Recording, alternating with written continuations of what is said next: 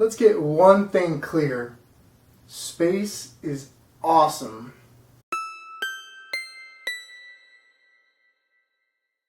FTL Faster Than Light was created by an indie developer called Subset Games and was released on September 14, 2012. FTL is a spaceship simulator game with roguelike properties to make sure that you don't have the same experience twice. The plot of FTL is very simple.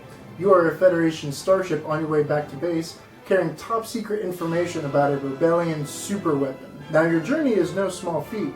You must travel through unexplored space running into enemies and allies while the rebel fleet is hot on your tail. Now the gameplay is nothing really new or unique, but it's done so perfectly to such a high degree you'll swear you've never seen anything like it before. Now you have a lot of things to keep tabs on. You have to manage an entire crew, you got to manage many systems like oxygen, shields, engines, weapons, etc.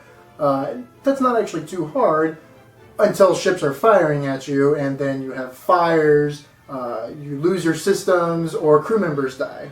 So let's talk about how the game progresses. You navigate your ship through a completely randomized galaxy, jumping from beacon to beacon and getting to the next sector before the enemy fleet catches you. Now at each beacon, an encounter will take place.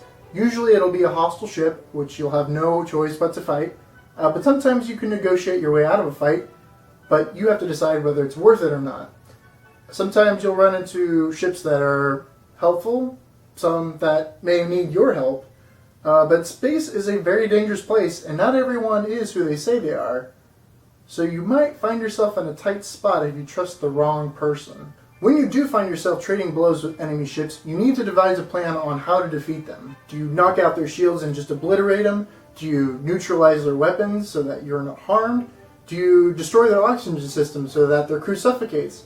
Or do you send a boarding party over to take them in hand-to-hand combat? The decisions you'll make will largely be dependent on what kind of enemy craft you're in, what the capabilities of your ship are at the time, and what the combat environment is. Though the enemy types are randomized, they will become stronger as you progress from sector to sector. Therefore, it's not only important to keep your ship in good repair, but to upgrade your systems and to add weaponry as you go along. You can upgrade your ship with scrap, which also doubles as the in-game currency. There are also stores to buy and sell equipment as you see fit, and sometimes you can find upgrades and weapons just from an encounter. The graphics and visuals of FTL are very simple, something you'll very much appreciate when you get into the heat of battle because it's very easy to see what's going on. Some players may be turned off by the lack of eye candy, but most will appreciate it, and it works really well with the gameplay. I would describe the music in this game as being mostly atmospheric. It's nothing I would put on my iPod, but it does well in fitting with the tone of the game, and it reflects the harshness of space really well. The sound effects are really simple as well, and it's again something you'll appreciate when you have to process a lot of information. The sounds are distinctive enough so that you can tell when weapons are firing, when you have a hull breach, when there are fires, or when crew members are about to die. At the final stand in Sector 8, you'll have to go toe-to-toe with the Rebel Mothership, a very difficult multi-phase space battle. Destroy the Rebel Mothership and you win. However, if your ship is destroyed at any time, or you lose all your crew members, it's over, and you'll have to start at the very beginning.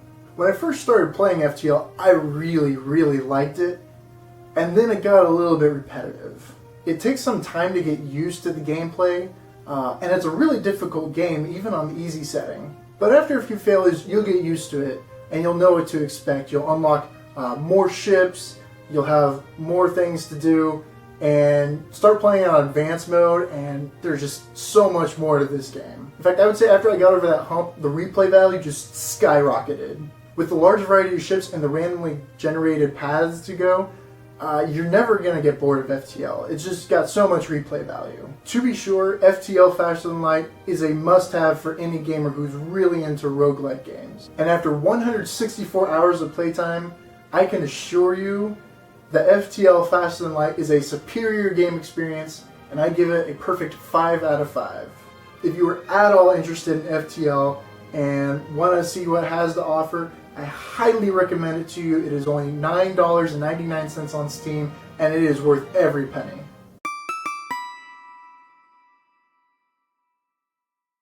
Actually, this game is a lot like the Oregon Trail, except it's in space and a lot of people want you dead.